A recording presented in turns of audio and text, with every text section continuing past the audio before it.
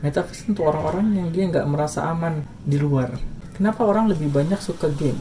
Orang tuh rela buat bayar satu item agar karakternya tuh semakin lebih baik kan. Top up diamond gitu. Top diamond. Buat beli skin baru. Gak usah opening lah. Terus apa lagi Pak? Ini ya waktu kita belajar apa ya? TYE, teori demand dan supply. Dosen ngomong kayak gini. Ketika suatu konsumen sudah mencapai yang namanya titik equilibrium atau titik kepuasan dalam mengkonsumsi suatu barang, jika ada penambahan kuantitas atau penambahan jumlah, maka nilainya akan menurun. Iya. Kok bisa kayak gitu Pak? Misalnya dari titik 0 terus naik, udah titik puncak langsung ada kuantitas lagi kayak turun gitu. Kamu makan, suapan pertama, suapan kedua masih enak kan? Iya. Udah banyak masuk perut, enak nggak? Nggak enak. Iya udah gitu. Itu doang berarti Pak? Iya. Karena kan orang demand sesuatu kan untuk memenuhi nafsu kan. Iya. Nafsu ada batasnya kan. Sudah. Oh nafsu itu udah batas. Ada. Mau makan aja, makan ada batasnya kan. Sampai dia kenyang. Udah kenyang, orang yang udah kenyang atau udah sering makan itu, dia nggak akan mau makan itu lagi. Karena udah terpenuhi. Sudah terpenuhi.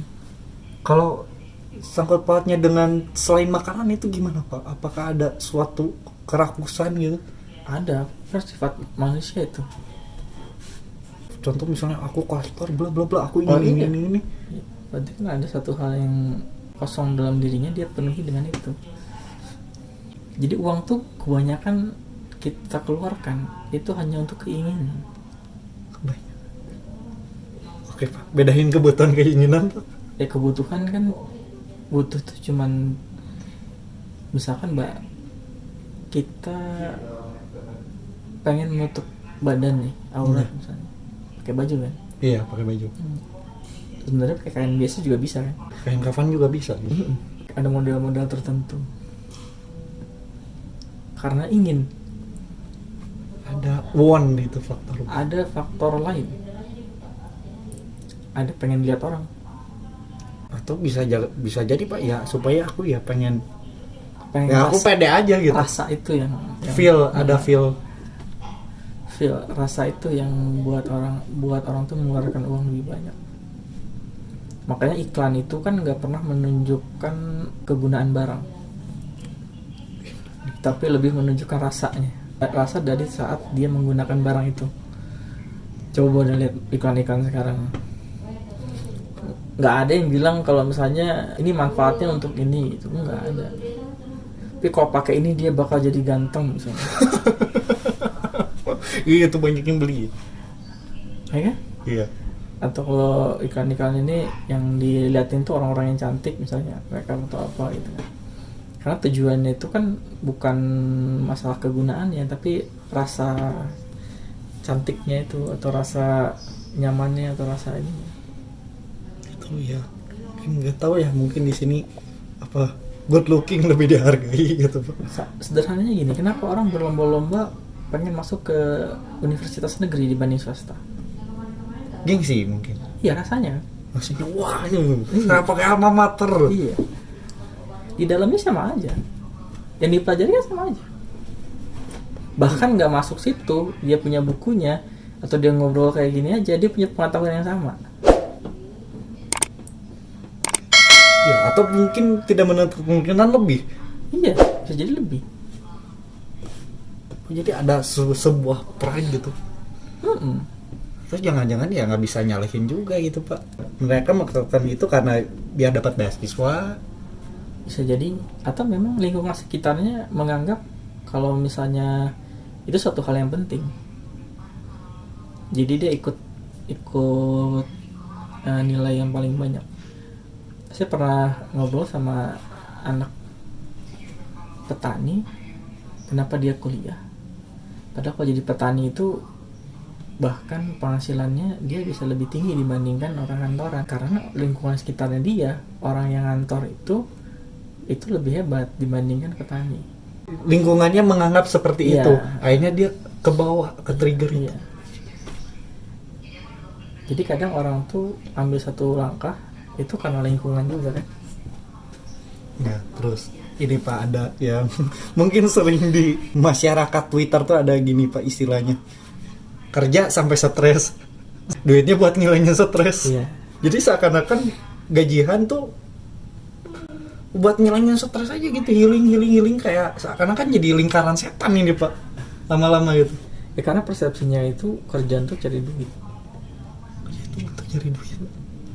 Duitnya buat ngilangin stres. Iya. Ya karena duit itu kan unlimited. Gak terbatas mau cari berapa duit. Harus bisa. Iya. Karena yang dicari itu kerja nilai uangnya yang dicari. Bukan bagaimana dia approve dengan pekerjaannya itu. Atau memang dia ada di satu kondisi di mana lingkungan sekitarnya itu kerja itu untuk uang, dia ikut ke lingkungan sekitar. Jadinya stres. Dan dia tidak siap untuk itu, stres. Iya, karena kalau kita cari duit kan duitnya unlimited. Maksudnya abstrak. Stres, ngilangin stresnya, dia ngeluarin duit. Duitnya habis, cari duit lagi. Gitu. Nggak ada habis-habisnya. Karena dia kerja untuk uang. Iya. Kerja itu ya untuk kerja aja kesenangan. Gimana itu kerja untuk kesenangan tuh gimana tuh Pak? Ya kita kerja karena memang kita pengen kerja, bukan untuk uang ya. Ada aktivitas aja. Biar nggak gabut aja atau gimana Pak? Iya, biar nggak gabut. Jadi ada dua persepsi orang tuh, uang itu tujuan atau uang itu hanya efek dari satu pekerjaan. Ya di situ ada hukum kausalitas yang berlaku, hukum sebab akibat. Iya, berlaku hukum sebab akibat. Dua-duanya itu Pak, di dalam konsep itu. Kita lakukan satu aktivitas, itu pasti orang tuh kasih kompensasi kan. Iya. Nah, kompensasi dalam bentuk uang kan gitu. Kompensasi bisa macam-macam kan. Misalnya relasi, kebahagiaan, bisa uang, bisa macam-macam. Tapi yang rata-rata orang kalau dia misalnya melakukan sesuatu itu imbalannya uang kan gitu. Tapi bisa juga barter sih. Orang zaman dulu kan nggak ada uang. Ya belum ada uangnya Pak. Enggak, dia kamu pengen apa? Ya udah kamu tolongin saya, nanti saya kasih kamu ini apa yang kamu inginkan. Oh. Lebih langsung. Kalau uang kan dia dapat uang dulu, nanti dia baru beliin apa yang dia inginkan. Sebagai ya alat tukar itu kan. Iya, karena kan dia cara sebagai alat tukar. Tapi kadang orang mengagungkan nilai dari alat tukar tadi. Mengagungkan nilai. Kalau orang punya uang banyak, itu dia sukses. Padahal belum tentu bisa jadi dia stres. Terus ini Pak, yang paradoks mobil. Jadi kayak bla bla bla, saya ingin kaya, saya ingin punya rumah mewah, Lamborghini, Ferrari, BMW gitu. Yeah. Orang berlomba-lomba untuk mencapai suatu kemewahan gitu. Di sini bilang bahwa sebenarnya kamu tuh nggak butuh barang mewah, kamu tuh cuma butuh pengakuan doang dari sosial. Yeah. Jadi seakan-akan ini tuh sebenarnya orang tuh pengen kaya atau pengen diakui doang sih? Yang pertanyaannya kaya tuh apa? Banyak harta, banyak apa ya? Pengakuan kan. Orang dengan gelar banyak itu pengakuan. Dia invest uang dengan banyak ke gelar itu agar dia diakui juga.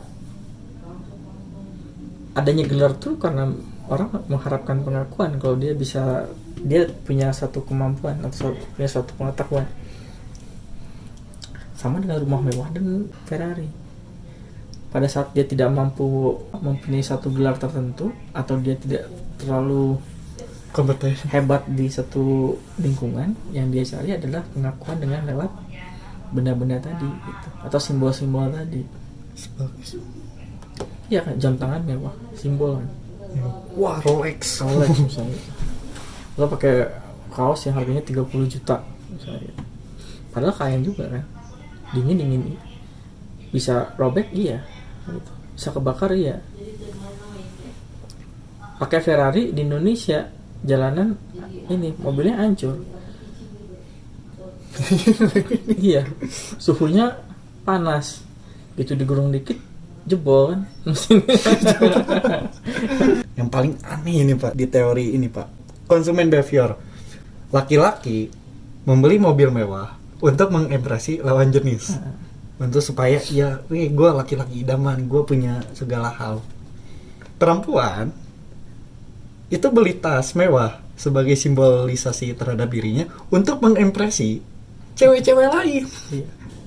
Untuk menandakan bahwa gue lebih sejahtera dari lu. Kok masih ada suatu perbedaan? Laki-laki ngeimpresi buat cewek, tapi cewek ngeimpresi buat cewek lagi. Sama kayak binatang. Sama kayak binatang. Yang punya perhiasan kalau di binatang cowoknya kan, buat impresi betinanya. Ya, terus kalau cewek? Ya kalau cewek kan dia nyari suatu kerumunan biar dia bisa bersaing dengan wanita lain. Oh, jadi kalau di cewek tuh saling sikut gitu di satu komunitas.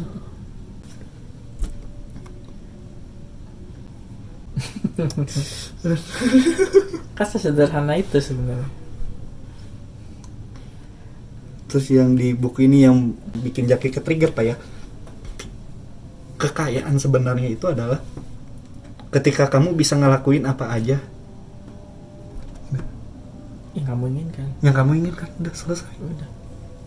Itu doang Pak. Iya, udah itu aja. Makanya kekayaan itu relatif. Relatif dalam hal tergantung mindset. Saya punya pemikiran kalau saya tuh kaya, ya udah saya punya rumah satu, nyaman, enak ditinggalin, saya bisa jalan-jalan, itu kaya. Ya udah kamu kaya. Mungkin karena pengaruh media seakan-akan kaya tuh lo harus punya. Pengaruh pengusaha. Karena dia punya barang untuk dijual. Biar barangnya laku, mindsetnya diubah. Tampilan lah itu ke publik, dilempar. Iya. Sehingga kita jadi korban. Bukan korban. Kita nggak berpikir aja. Ini menandakan Indonesia kurang literasi. Iya, bisa jadi gitu. Karena kita kan anggap kalau kita punya sesuatu hal yang tinggi, itu kita dapat diakui di masyarakat. Padahal enggak juga. Ya karena kan sifat dasar manusia itu kan egois. Gak mungkin dia mengakui orang lain. Kalau ini Pak, flexing. Kita sempat bahas ya yang jadilah nabi demi profit. Orang ngejual sebuah keresahan ke publik gitu kan. Ya. Kamu bosan kan capek kerja? Udah. Ikut trading. Dapatkan $1,000 dengan download aplikasi Binomo. Dengan cara gampang. Dengan cara gampang. Anda akan cepat kaya. Anda ingin mobil mewah. Bla bla bla bla. Akhirnya banyak orang yang masuk. Bangkrut, terus afiliatornya banyak disalahin gitu. Iya, padahal yang salah dirinya sendiri. Iya. Jadi thumbnail gitu. Afiliator kalian ngaku aja kalian nipu lah. Nah, yang kurang di kita itu pilihan. Pilihan dalam hal? Pilihan dan kemampuan untuk menjadi kaya. Karena mungkin nggak ada lagi caranya. Banyak caranya, cuma nggak pernah tahu. Dan yang paling penting itu instannya itu. Ya mungkin di sini di flexing orang pengen instan. Iya, karena sebenarnya kan nggak ada yang instan. Kopi instan aja harus diolah kan? Ya, harus ada tahap-tahap. Harus ditinggal dulu. Iya. Kan nggak ada yang instan. Yang buat mereka itu tuh karena satu keinstanannya. Karena nafsu pengen cepat. Tapi yang penting sih karena memang dia tidak merasa dirinya punya. Sehingga nggak nikmatin. Iya. Orang kalau mau kaya itu gampang. Dia merasa dirinya kaya aja. Ya udah mindsetnya ya gue udah kayak gitu. Iya. Sebenarnya sesederhana itu. Sederhana itu.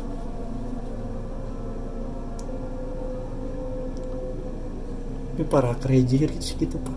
Loh, crazy rich itu kan sebenarnya satu komunitas. Hal yang menunjukkan kalau mereka itu tidak menikmati kesederhanaan. Masa sih Pak? Iya. Mereka bangun rumah sebesar-besarnya. Mungkin karena emang karena memang uang itu bisa menjadi fasilitator gitu Pak, sehingga banyak uang kayak kerakusan dia, ketamakan dia tuh terasa terfasilitasi, sehingga keluarlah sifat aslinya gitu kalau orang punya uang. Bukan uangnya sebenarnya sih, tapi karena emang orangnya aja mungkin kayak gitu Pak. sebenarnya kalaupun nggak ada istilah uang, pakai istilah lain pun itu pasti dikejar. Misalkan orang keren itu atau yang bagus itu, yang bisa dipandang itu yang punya banyak permata gitu. Ya permata itu yang orang cari itu, atau yang punya emas, ya emas itu yang mereka cari gitu. Sehingga ada ya mungkin suatu kesepakatan dan itu disahkan di publik gitu. Iya. Kalau misalnya kalau sekarang kripto kan nggak ada wujudnya, tapi orang bilang kalau dia punya kripto banyak, dia kaya. Kan itu kan cuma legalitas kelompok. Saham juga mungkin seperti itu Pak. Kalau saham beda lagi. Kalau harganya iya, tapi kalau sahamnya itu kan kita memberikan satu modal ke perusahaan, nanti dia ada feedbacknya kan. Yang diperdagangkan itu yang bisa jadi konsep itu di harga pasar saham yang beredar, kepemilikannya, surat kepemilikan sahamnya itu. Makanya harus ada regulasi, regulator. Kalau enggak harganya bisa tinggi banget, bisa rendah banget, bahkan bisa nol kalau nggak dibatasi. Kayak harga cupang misalnya, cupang murah bisa jadi harganya mahal banget, cuman gara-gara dipersepsikan oleh orang itu di harganya mahal. Oh, sama peristiwanya kayak waktu itu batu akik. Ya, atau zaman dulu, waktu kenapa Belanda itu dia bangkrut tuh gara-gara tulip kan. Wah, tulip tuh harganya bisa lebih tinggi dibandingkan emas gitu. Kok bisa kayak gitu Pak? Ya karena dipersepsikan. Jadi sebenarnya ini balik lagi ke pola pikir. Iya, yang dipermainkan itu cuma pola pikir. Ada lagi Pak, yang ini Pak, di buku ini ada si Morgan Housel tuh dia mempraktekkan buku Benjamin Graham yang The Intelligence of Investor.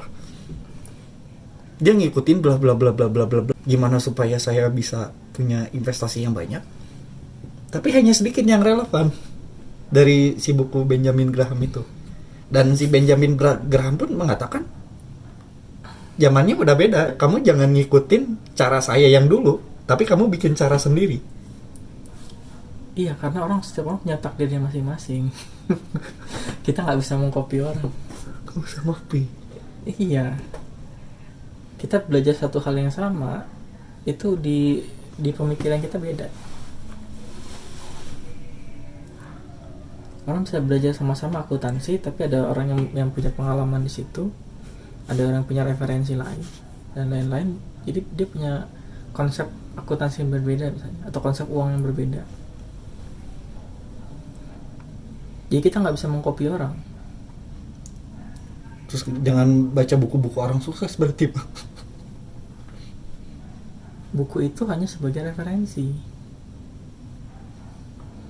karena perjalanan hidup kita beda.